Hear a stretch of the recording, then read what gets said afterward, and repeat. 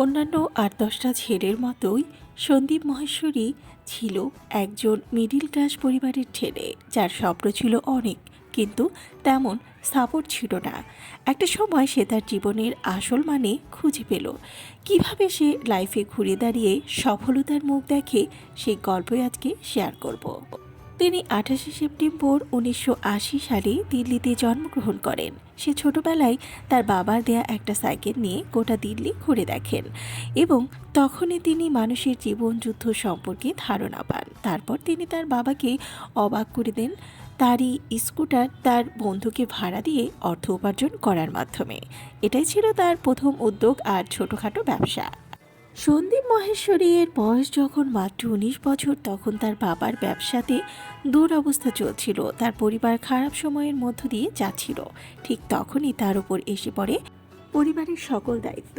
১৯৯৯ সালে তিনি তার একজন বিজনেস পার্টনারের সাথে কাজ করে অনেক কঠোর পরিশ্রমের পরে একটি ইভেন্ট থেকে কিছু প্রফিট করার পর তার বিজনেস পার্টনার সব লাভের অংশ নিয়ে পালিয়ে যায়। তারপর সন্দীপ মহেশ্বরী তার পার্টনারকে পেতে অক্ষম হয় এবং এটি তার লাইফের অনেক বড় শিক্ষা ছিল। কিন্তু তবুও তিনি হাল ছেড়ে দেননি এবং তার লাইফের ভবিষ্যৎ খুঁজতে ব্যস্ত হয়ে পড়েছিলেন।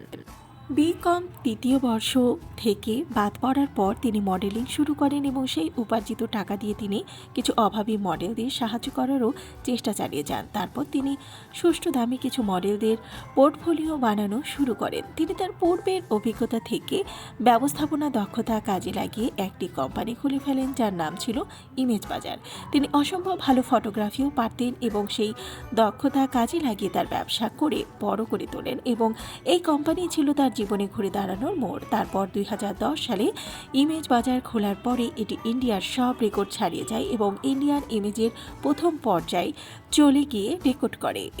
তারপর ২০১৩ সালে সন্দীপ মহেশ্বরী ইন্ডিয়ার সব থেকে আশ্চর্যজনক সৃজনশীল উদ্যোক্তা এর পুরস্কারটি জিতে নেন। তারপর তিনি বিভিন্ন সেমিনারে বক্তা হিসেবে বক্তব্য রাখেন এবং একজন মোটিভেশনাল স্পিকারও হয়ে যান, যিনি জানেন কিভাবে জীবনে যুদ্ধ করে টিকে থাকতে হয়। তাছাড়াও তিনি নানা ধরনের বইও লিখে থাকেন। তিনি সবসময় মানুষকে ভবিষ্যৎকে পজিটিভভাবে ভাবতে শেখায় এবং তিনি বাস্তবতা সম্পর্কে ধারণা দেওয়ার চেষ্টা করেন এবং তিনি এটা সবাইকে বোঝাতে চান যে মানুষের ভেতরের ঘুরে দাঁড়ানোর মনোভাবটাই মানুষকে সফলতা এনে দেয়। সকল সাধারণ মধ্যবিত্ত পরিবারের সন্তানদের একজন চরম আদর্শ হচ্ছেন সন্দীপ মহেশ্বরী, যিনি জীবনে সকল ধরনের ব্যর্থতাকে উপভোগ করে সেগুলোকে অতিক্রম করে জীবনকে সফলতার তীরে নিয়ে গেছেন এবং তিনি বুঝিয়েছেন জীবনে ব্যর্থতা থাকবেই, আর এই ব্যর্থতাই আমাদের আরও শক্তিশালী বানিয়ে তুলবে।